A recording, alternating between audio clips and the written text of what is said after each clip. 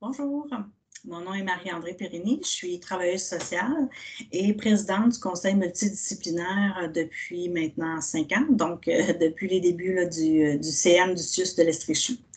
Donc, juste avant de vous présenter notre bilan, oui, voilà.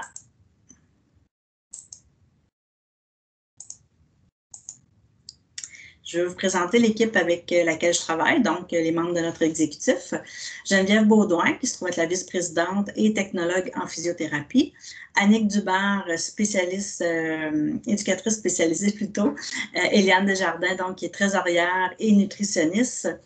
Manon Desbiens, qui est notre responsable des communications et psychoéducatrice. Mélanie David, qui est ergothérapeute et responsable de notre comité de coordination, en fait, des comités de pairs. Marie-Renée Lambert, psychologue. Kim Brousseau, assistante-chef en laboratoire. Mandy Malachi, qui est archiviste médicale. Catherine Marquis, inhalothérapeute et notre responsable du comité reconnaissance. Katia Mathieu, travailleuse sociale. Et Olivier Leblanc, physiothérapeute. Également, comme membre d'office, bien sûr, M. Tremblay, Mme Sylvie Martel, qui est la désignée pour l'exécutif au niveau de la DSM. Et Jean Delisle, qui a été également le désigné là, pour l'exécutif qui a quitté en juin dernier et qui a été avec nous depuis les tout débuts. Donc, nos bons coups. J'y arrive. Comme on n'a pas pu vous présenter en fait notre bilan annuel l'an passé, c'est sûr qu'on ne veut pas passer sous silence notre bon coup, en fait notre contribution effectivement dans le dossier de la DPJ. Donc, tant au niveau provincial, l'année passée, il y a eu implication d'une de nos membres de l'exécutif sur le comité de travail au niveau de l'Association des conseils multi du Québec, donc au niveau provincial, pour répondre à une demande là, qui avait été faite justement là, de la commission. La CMQ a été invitée à produire un mémoire et donc il y a eu un comité de travail qui a été formé en vue de l'écriture de ce mémoire-là et on a été également invité aux audiences publiques là, en décembre là, 2019. Donc, on a participé à cette rédaction de mémoire-là. Également, au niveau de la DPJ, ben, on a également, au niveau de notre organisation, là, participé effectivement aux ateliers pour l'élaboration du plan d'action pour les jeunes et leurs familles, donc le PAGEF. Et voilà. Autre bon coup, dans nos priorités annuelles au cours de la dernière année, on a voulu faire un pas de plus, en fait, et aller directement consulter nos membres pour voir de leur côté là, quelles priorités qu'ils souhaiteraient que leur exécutif travaille, priorise au cours de l'année. Et ben, sans surprise, le dossier a été au niveau de la DPG également. Donc, on peut dire mission accomplie de notre côté. Effectivement, ça a été un dossier que l'on a travaillé et qu'on continue de travailler, de suivre également.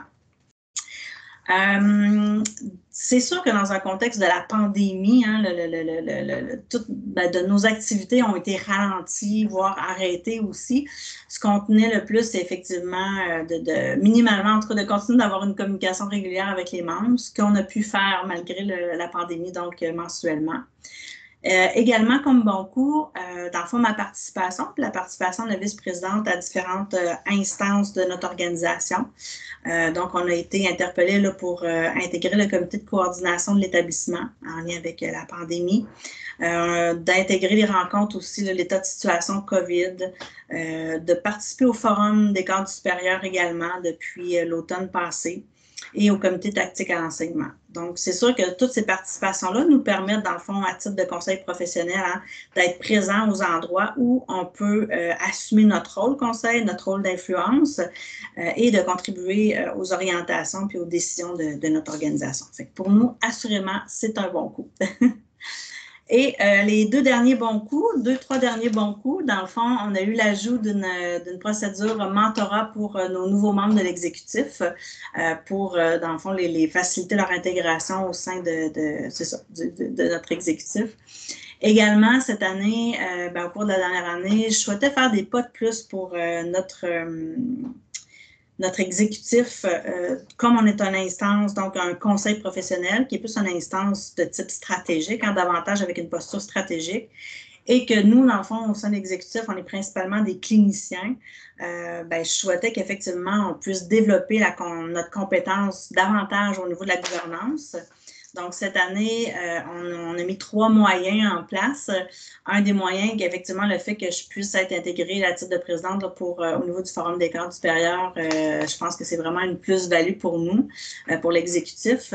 Mais également, je souhaitais que ce ne soit pas juste sur ma tête à moi, mais bien de tous les membres, tout comme au CA, dans le fond, là, chacun des membres du CA, de développer cette compétence-là, justement, de gouvernance. Donc, à notre niveau, les premiers pas en ce sens-là, vous l'avez peut-être pu assurément remarquer notre présence au CA lors des rencontres. Fait que c'était de se dire en alternance, chacun des membres puisse au moins minimalement être présent une fois pour entendre là, ce qui se dit comme enjeu au niveau de l'organisation et faire des petits pas en ce sens-là. Et l'autre moyen, ça a été suite dans le fond, à une rencontre pour le Forum des cadres supérieurs. Il y avait une formation, de présentation sur la gestion des risques intégrés. Et donc, je souhaitais que ça pouvait être également tous les membres de l'exécutif, mais aussi de tous nos conseils, que je trouvais que c'était une bonne façon aussi là, de mettre en place là, un moyen, une formation là, pour augmenter nos compétences en gouvernance. Donc, ce qui a eu lieu, fait que c'est très, très bien. Dernier bon coup à soulever. Bon, je suis peut-être un peu en conflit d'intérêts parce que c'est moi qui vous en fais la présentation, mais un bon coup aussi, c'est qu'on a une représentation à même, je fais partie du conseil d'administration maintenant là, de l'Association des conseils multi du Québec, donc à titre de vice-présidente. Fait que c'est sûr que le fait d'être proche comme ça, si on veut, de l'association, je pense nous permet d'avoir cette vision macro-là de toute notre province, de toutes les autres CM, de ce qui se fait partout. Donc, c'est vraiment formidable au niveau du réseautage, puis d'être à l'affût des dossiers qui sont partagés aussi par les autres CM, tout comme le pu l'être effectivement là, au niveau de la commission Laurent. Donc, c'est un exemple. Sinon, quelques mots rapidement par rapport aux avis recommandations. Cette année, on en a fait beaucoup moins, effectivement, dû au contexte de la pandémie. On a tout de même participé, là, on a été consulté par rapport au plan de sécurité des usagers. Et en mai dernier, on vous avait déposé également, là, suite aux mémoires qui étaient déposées là, par la CMQ à la Commission Laurent. À titre de CM local, on a déposé une lettre d'appui et de recommandation du CM auprès de vous. Donc, fait que ça aussi, on a pu le mettre de l'avant. Nos défis. C'est sûr que vraiment, hein, le contexte de la pandémie a eu un impact également sur nos activités. Il y a eu vraiment du délestage, en fait, auprès de certains membres de l'exécutif. Donc, on a dû revoir ensemble de se faire un plan de délestage d'activité du CM en lien justement avec le contexte que l'on connaît. Donc, ça a été un défi aussi pour nous. Autre défi, c'est pas des défis nouveaux, mais c'est quelque chose qu'on souhaitait mettre de l'avant au cours de la dernière année là, pour faire des pas de plus. Puis c'est sûr que bon, on a été ralenti, je pense, avec tout le contexte effectivement de la pandémie. Le défi, c'est d'assurer en fait le suivi des dossiers que l'on fait après le dépôt, autant auprès du CA qu'auprès de la direction générale. Quand on dépose nos avis, nos recommandations, d'avoir un retour, d'avoir un suivi de ces recommandations-là déposées. Alors, je pense que ça reste encore un défi, un enjeu actuel, mais je pense qu'il est également partagé par les collègues là, des autres conseils. On en a parlé également avec la direction générale. Fait que je pense que ça va être dans nos prochains travaux là, à ce niveau-là. Autre défi, effectivement, la capacité d'assumer pleinement notre rôle et nos responsabilités, oui, comme conseil professionnel, mais envers notre organisation, nos membres et même les usagers.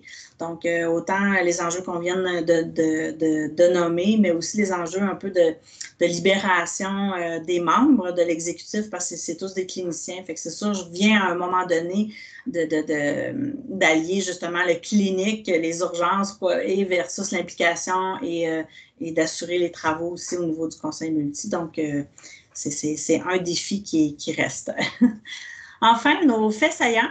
Donc, vous dire qu'effectivement, depuis octobre dernier, il y a une présence régulière là, de M. Tremblay ou de Mme Coleman au statutaire du CM. C'est vraiment très apprécié. On voit vraiment l'impact de leur présence là, parmi nous. Il y a des enjeux qui sont nommés, qui sont discutés. C'est sûr que qu'ils soient parmi nous, on peut avoir autant des réponses rapidement qu'ils entendent aussi, repartent, nous reviennent avec d'autres réponses aussi assez rapidement. Fait que vraiment, c'est très, très apprécié. Je pense que c'est une autre belle façon de contribuer directement là, de par notre rôle comme CM.